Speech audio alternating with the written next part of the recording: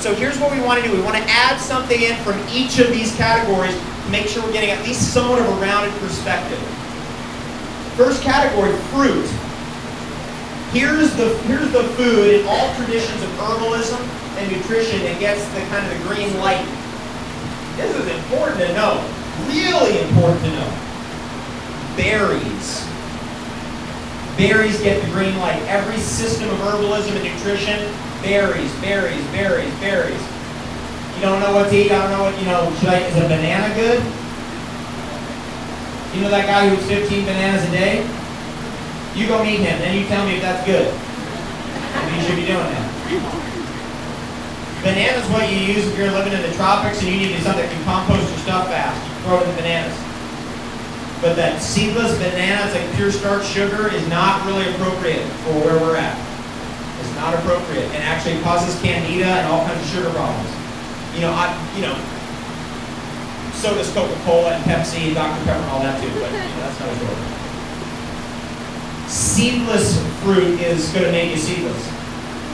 Who wants to be shriveled up and seedless here? Dan, let's see a show of hands. Nobody? Seedless. That's the doctrine of signature. Sign of nature. Do the math. Look at the word. Sign of nature. Signature. Nature's always telling you, okay, so if you have a seedless fruit, it's going to make you seedless. We don't want that. So we got to go with things that have seeds. At least this is baseline stuff. Organic food with seeds in it. That's baseline stuff. Apples, oranges with seeds in it. Lemons with seeds in it. Limes with seeds in it. Fruit. Avocado has a nice pit in it. Avocados are pretty damn strong. You can plant a little avocado pit in your porch. Man, it's going, suddenly it's this high. You're like, what's going on here? Next thing you know, it's outgrowing your house. Then you're like, well, should we plant it outside? Will it make it through the winter? It won't make it through the winter.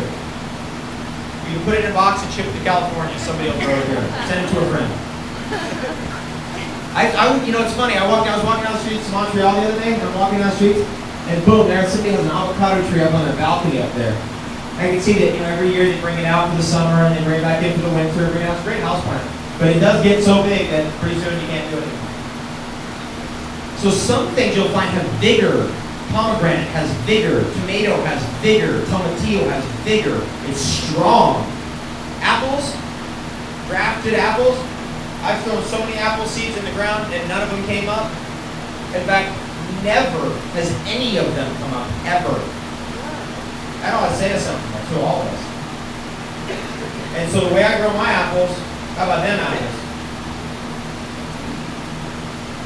This is cool. Kind of cool little singing. That's our nonprofit organization. Got the seed in it. I want to show you my apples. Where did I put that?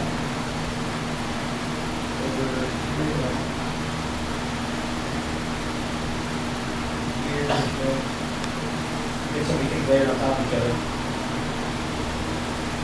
There we go. Here, this out of the way. Put this one out of the way. Okay, now we're getting there. Yeah.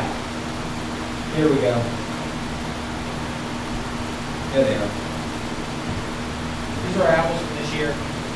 These will breed true to seed because it's not a grafted tree.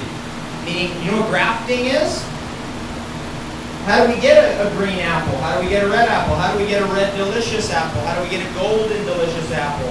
They're grafted, meaning that they take a rootstock and they graft branches on from a totally different tree. They fuse them together.